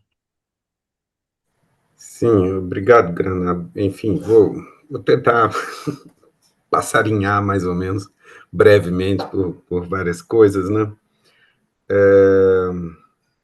Enfim, da sua percepção, né, da recuperação da imagem do governo Lula, mesmo aumentando o patamar de rejeição, mesmo mantendo alto o patamar de rejeição, eu concordo. Estive conversando entre nós, entre colegas, todo mundo fica sempre obsessivamente discutindo eleição, acompanhando cada pesquisa, cada pequena oscilaçãozinha. Eu confesso certa preguiça no detalhe. Toda semana sai alguma pesquisa com um ponto para lá ou para cá, né? Mas sim, eu tenho mantido certa impressão de contra certo ceticismo, certo pessimismo, às vezes certo pânico dos colegas, de que, enfim, em condições normais de temperatura e pressão, pelo quadro esboçado até agora, a eleição do ano que vem para presidente tem um favorito, é o Lula. Embora uma eleição competitiva, uma eleição disputada, e, sobretudo, para deixar com a pulga atrás da orelha e deixar preocupado a importância simbólica, talvez, que com tudo que o Brasil tem trazido para o noticiário agora, com o julgamento de Bolsonaro, com o esforço de regulação das big techs e tal, e com o embarque duro das big techs no governo Trump e tal, tem muita coisa implicada. Eu acho que a eleição do Brasil no ano que vem vai ter uma centralidade no noticiário internacional maior do que usualmente tem. E então tem um prêmio maior em jogo. E aí, quando um Elon Musk da vida fala que a esquerda vai perder a eleição no Brasil, a gente fica com a pulga atrás da orelha, porque ninguém realmente sabe inteiramente o que se passa atrás. Mas até onde a gente consegue enxergar, eu acompanho a sua impressão de que a chance de reeleição é grande. Mas, enfim, a grande pergunta é: tudo aponta para um Lula 4 tão difícil quanto o Lula 3 no Congresso, ou mais, né? Aí tem que ver, né? Tem tanta bola voando nesse momento, uma metamorfose tão brusca da paisagem. Tem que ver se isso irradia de alguma maneira para eleições, pelo menos no Senado, né? A Câmara dos Deputados está muito difícil com as emendas parlamentares, com o vento, né? Eu sempre digo, a esquerda joga fora de casa, né? Tem inimigos poderosos, eleição de deputado, prefeito, vereador, é sempre bem difícil, né? Tem um establishment que se organiza com grande natureza. Mesmo que não se organize, é favorecido por certo status quo, né? E a água corre para o mar, digamos assim. A esquerda tem que remar muito, né? Então, mas nas majoritárias, quem sabe essa mudança da atmosfera, né, com a centralidade da questão da soberania popular, é isso que o Genuíno falou, quer dizer, tem algo na própria conjuntura que traz naturalmente, interpela temas em que a esquerda está mais à vontade, né? Tem a soberania, e foi muito feliz, Genuíno, em juntar isso, quer dizer, a observação de que veio tudo junto, a questão de soberania, democracia com o julgamento do Bolsonaro, e a questão social que estava expressa também logo antes das sanções do Trump, no debate em torno da justiça fiscal, da justiça tributária e tal, que é uma outra plataforma boa de fazer campanha em cima, né? Então, é preciso aguardar. Eu reservo para mim o direito a certa incerteza, se não haverá alguma reação no Congresso, na eleição congressual. A ver, tá? Porque 22 tem muito tempo que a coisa só vai cada vez mais à direita, né? As emendas parlamentares do jeito que estão funcionando agora favorecem mais ainda o Centrão. Quem sabe a mudança do ambiente se contrabalance minimamente esse vento, né, e talvez produza efeito, principalmente nas majoritárias, o que seria importante no Senado. A ver, cogitação. Longe de mim dizer que agora vão virar o jogo lá, não sei, né? Virar certamente é muito difícil, mas quem sabe ter uma relação de forças menos desfavorável. Tanto isso, inclusive, pode acontecer tanto por alguma expansão da esquerda, quanto, eventualmente, por certa desradicalização à direita. A ver, né? Essa uma coisa interessante para se acompanhar de perto, eu também tenho mencionado sala de aula, colegas e tal, é isso, essa afinidade de interesses entre o agro, né, que é a base do nosso bolsonaristão mais profundo, e a China. Assim, ali é mais do que a China, hoje é muito mais do que só o destinatário da exportação, é um investidor crucial. A logística do agro no Mato Grosso é chinesa, de cima embaixo, os silos, né? Então, na medida que aumenta a centralidade dessa tensão geopolítica com os americanos fazendo pressão, eu fico curioso para ver onde vai estar, se não os votos, o lobby do agro daqui a 5 ou 10 anos, né? E como isso vai eventualmente produzir impacto no mapa dos alinhamentos no Brasil, né? E aqui a gente passa, né, para a pergunta do César, né? Quanto a, dada a disfuncionalidade dos Estados Unidos, a tensão que vem pela frente, aumentar a coesão interna. Como fazer isso? Quem dera eu soubesse.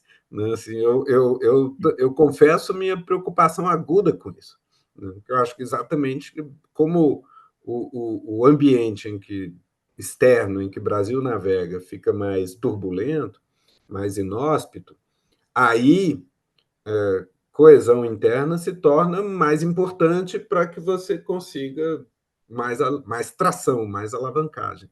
Se você, a cada 4 anos, zera seu jogo, se o seu governo é um governo que eventualmente esteja orientado por um confronto, bancar pelo menos a soberania, se esse governo é vulnerável à desestabilização da noite para o dia, aí estamos na água, esquece. Nunca vai prevalecer nessa parada. Nunca, não falo nem prevalecer apenas no sentido defensivo, de preservar os interesses estratégicos de médio prazo. Na década passada, não conseguimos resistir. Eu tenho muita dificuldade de entender a década passada sem ingerência externa. Então, acho que já estava ali, já sofremos os efeitos, o dano não foi pequeno, e o que tem pela frente vem mais duro. E aí Paco perguntou sobre os democratas, eu acompanho, Paco. O que eu imagino é o seguinte, quer dizer, um eventual governo democrata, a confrontação não vem com esse unilateralismo meio tosco do Trump. Enfim, a estratégia geral das 12 alíquotas, etc., que Tadeu trouxe, não faz muito sentido econômico domesticamente. O Trump está muito impopular, muito rápido. Né? A inflação está subindo, o PIB está desacelerando, está empacando. Quer dizer, não é um governo que está numa posição boa na política doméstica americana. Né? E tem a ver com a maneira como ele concebe aquilo. É difícil enxergar inteiramente a estratégia do Trump. Ele pode estar jogando na desestabilização mesmo, ele é um candidato a ditador, é óbvio. Né? Eu não sei, ele aposta na violência, né? Ele aposta em estimular a violência. É difícil. Tem muita gente que começa a achar, inclusive em opiniões americanas, fala não vai haver vitória sobre o MAGA, né, sem violência. Né? Isso é doido, né, de pensar, mas enfim, isso é problema lá deles. Mas ele joga de uma maneira que não é de todo interessante para o establishment. Eu acho que os democratas, nesse sentido, nesse momento, sobretudo pós Joe Biden, são um partido mais... São representantes mais fiéis de certo establishment americano do que o Trump. Tanto é que na eleição do Trump contra Kamala, ele foi mais votado... O eleitor do Trump era menos educado e mais pobre do que o eleitor médio da Kamala, pela primeira vez. Né? No Obama já ganhou entre os mais educados, mas ainda ganhava entre os mais pobres. Agora os democratas não ganharam nenhum nem outro. Mas o que eu acho que vem, por isso eu acho a pressão no cenário democrata, a pressão vai continuar. Mas talvez seja mais difícil lidar com ela, porque ela vai vir com mais classe. Ela vai vir com mais elegância, com mais senso estratégico, né? Com mais coesão do establishment americano do que essa confrontação meio maluca que, à primeira vista, parece ter perna curta. Né? Então, eu olho para... Né, o Tadeu está perguntando, eu olho para a estratégia das alíquotas americanas e vejo, eu acompanho, Tadeu, assim, tem a ver com a decadência. Né? Washington está esperneando. Parte das razões da hostilidade com o Brasil é o traje ao BRICS americano, mas não um país americano que se permite ser BRICS, mas também os americanos têm insistido muito nisso nos jornais da imprensa americana, o fato de que o Brasil está julgando Bolsonaro, o fato de que o Brasil está julgando um ex-presidente que fez a mesma coisa que ele fez. Né? É uma provocação também, como se o Brasil... A eventual condenação do Bolsonaro, é óbvio que o Trump tem que denunciá-la como caça às bruxas e ditadura, etc., porque dizer que ela é aceitável significa que ele deveria ter sido julgado, porque Bolsonaro fez igualzinho. Né?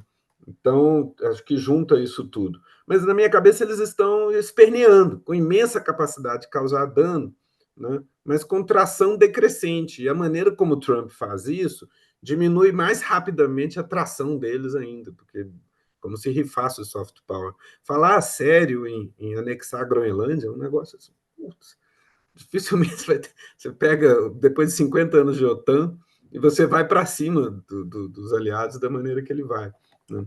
Então, eu acho o que eu diria assim, a respeito de Obama, tem um enigma ali no Obama. É claro que o complexo industrial militar dá as cartas cada vez mais há muito tempo, né?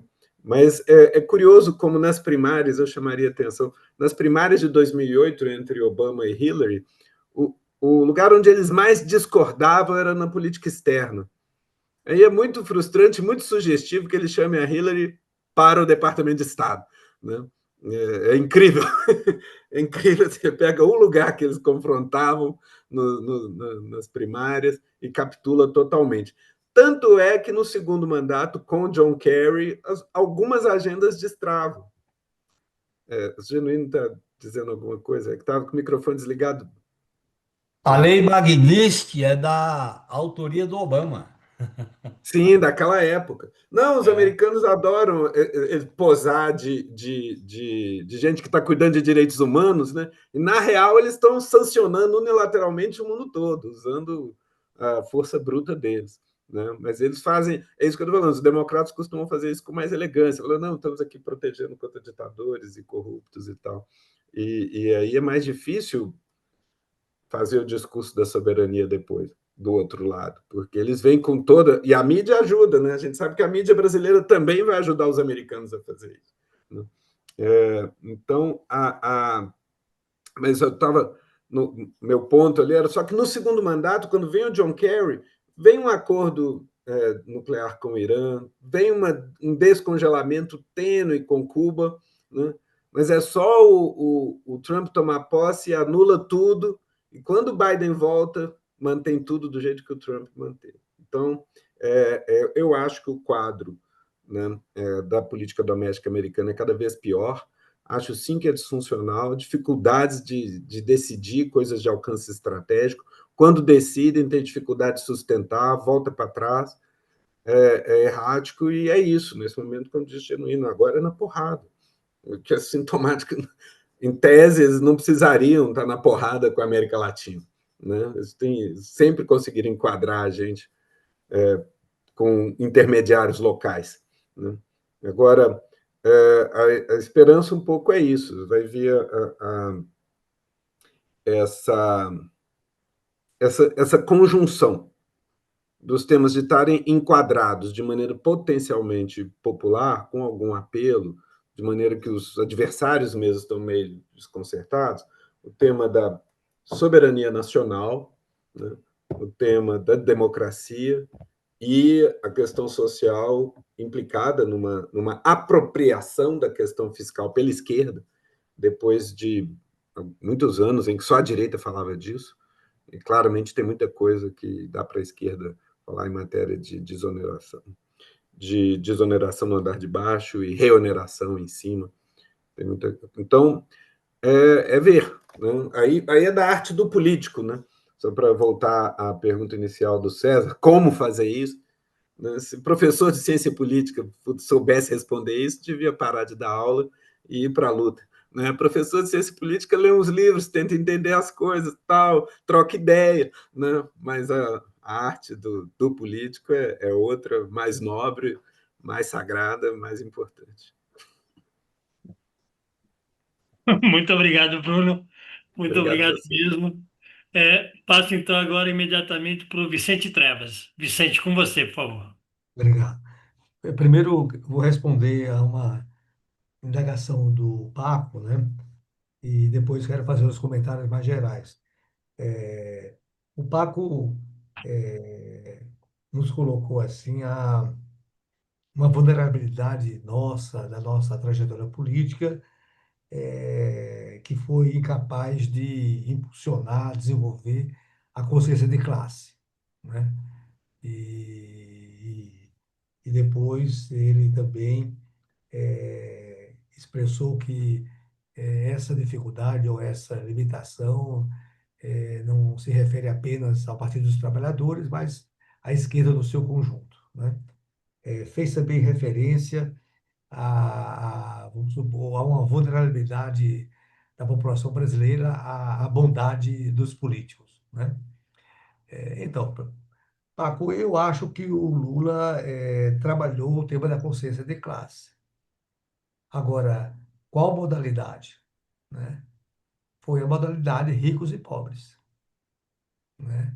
Isso foi presente em todos os momentos assim de crise do seu governo e de suas ofensivas aí, né? É evidente que essa categoria ricos e pobres, ela é uma categoria com pouca determinação, né? Porque não esclarece esses dois universos e também deixa de fora outros componentes da estrutura social, das estruturas de classe do país aí. Mas, de toda maneira, esse foi a abordagem. Segundo, o grande tema dos privilégios.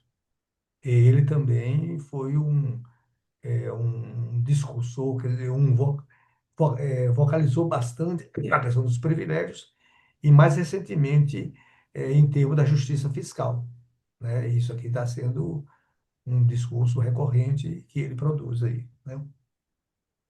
Agora, e isso politiza o nosso povo, isso dá inteligibilidade sobre as contradições do país, sobre os caminhos do país, sobre o seu futuro. Uma pergunta que eu não sei responder e talvez respondendo, afirmando que essa abordagem ela é pouco potente nessa perspectiva de uma conscientização mais esclarecida, mais, você entende, politicamente estruturada, né?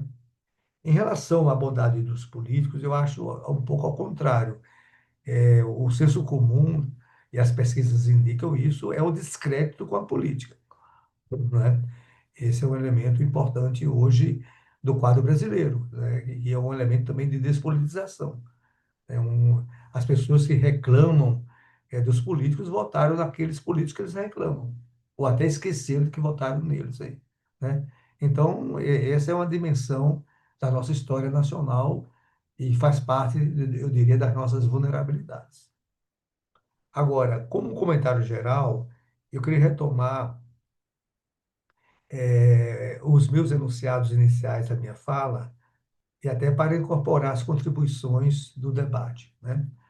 Primeiro, eu acho que todos nós, temos o dever de esclarecer e explicar, né, que nós estamos, como país, como nação, e como governo e como Estado, sob ataque, né? Quer dizer, a gente, quer dizer, se essa ideia ela não foi incorporada, não foi interiorizada, todas as iniciativas serão dispersas, quer dizer, perderão foco, né? Então, há esse desafio.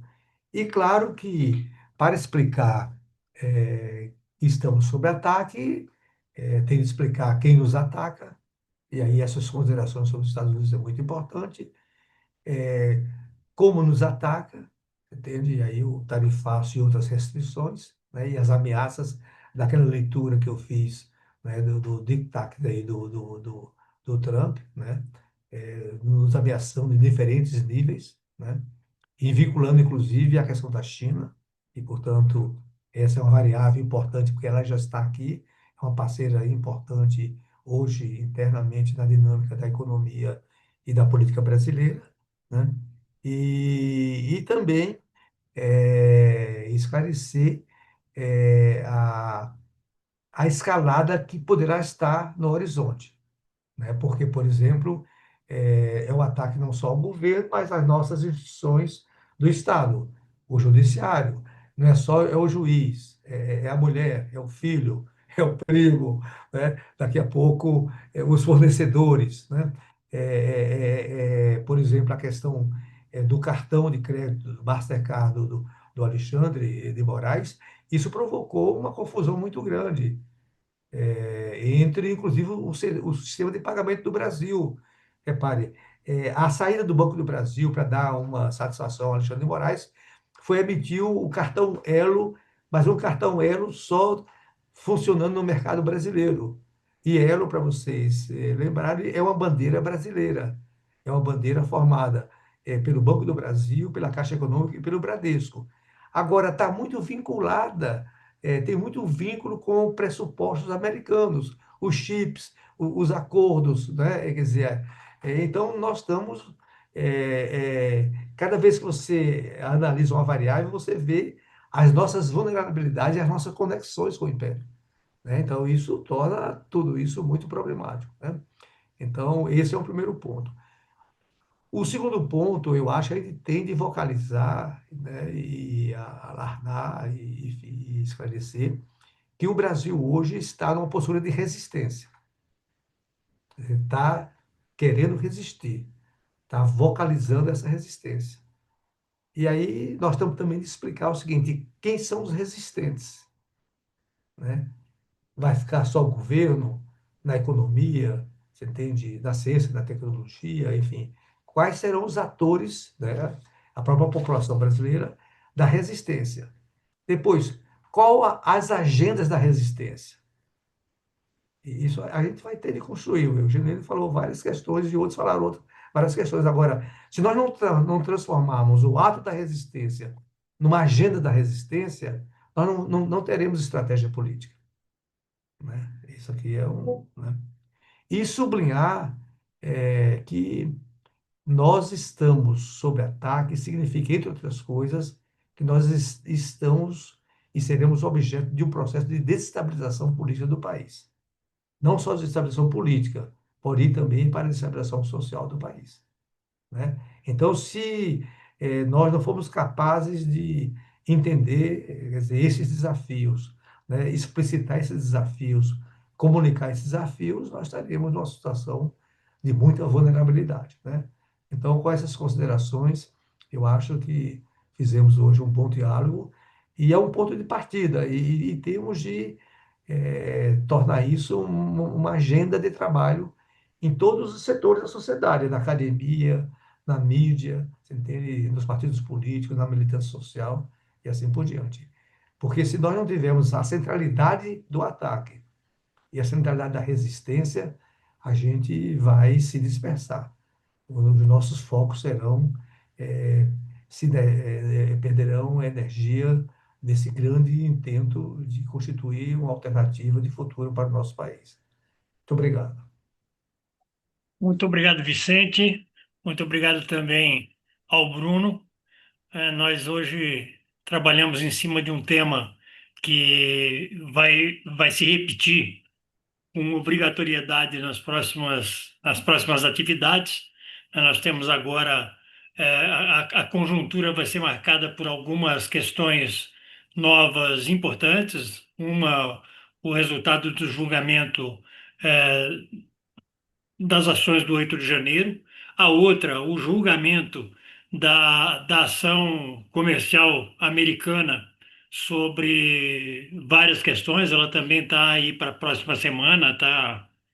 Então, já queria deixar então um convite a todas as pessoas que estão conosco para que estejam novamente conosco na próxima segunda-feira num novo Diálogo Ansur. Muito boa noite a todos e a todas.